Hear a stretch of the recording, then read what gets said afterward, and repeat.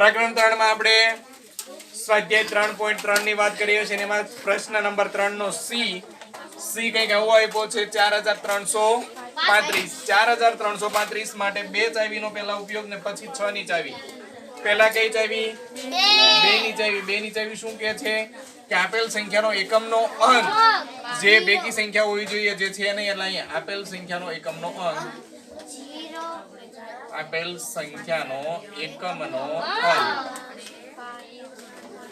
કેટલા છે? 5 છે અને 5 છે, તેથી આપેલ સંખ્યાને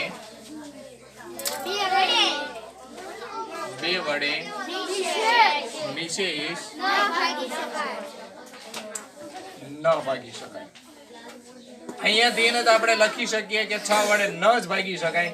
કેમ કે જો 2 વડે ન ભાગી શકાતા હોય તો એક સંખ્યા વડે તો તમે ભાગી શક્યા નહીં, એટલે 6 વડે ન જ ભાગી શકાય. પણ આખી મેથડ પ્રમાણે આપણે બંને રીત લખવી પડે.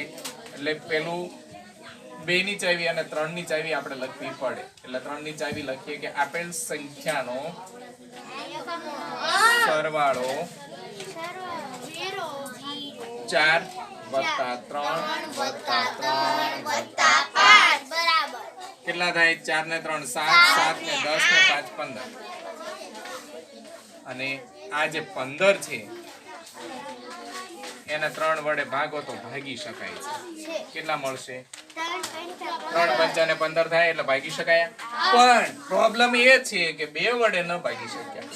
3 વડે તો ભાગી શક્યા પણ 2 વડે ભાગી શકાતા નથી. અને 2 વડે ન ભાગી શકાય તો એક સંખ્યા વડે ન ભાગી શકાય એટલે 6 વડે ભાગી શકાય.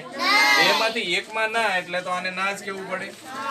એટલે 6 માટે કે આપેલ સંખ્યાને 2 વડે નિશેષ ભાગી શકાતા નથી અને 3 વડે ભાગી શકાય છે. 3 વડે ભાગી શકાય છે.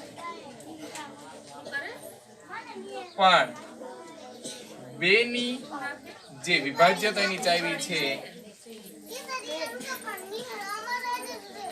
ના ચાવીનો ઉપયોગ કરતા ન ભાગી શકાતા, તેથી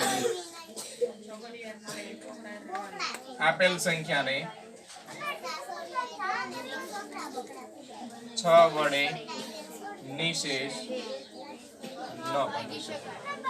3 વડે તો ભાગી શકાયા પણ 2 વડે ન ભાગી શકાયા. એટલા માટે આપણે 6 વડે તેને નિશેષ ભાગી શકતા નથી. અને 4335 કદાચ તમને નો સમજાય તો ભાગાકાર કરો તો ખબર પડી જાય, જરૂર નથી. પણ આ તો આપણા સંતોષ માટે 6 સત્તા 6 2 6 3 18 થઈ જાય, 6 દુ ને 12 થાય. પણ શેષ કેટલી બધી? અને શેષ વધે એટલે એ વિભાજ્યતાની ચાવીમાં ઉપયોગમાં લેવાતા હોય. સમજાય? આવડે?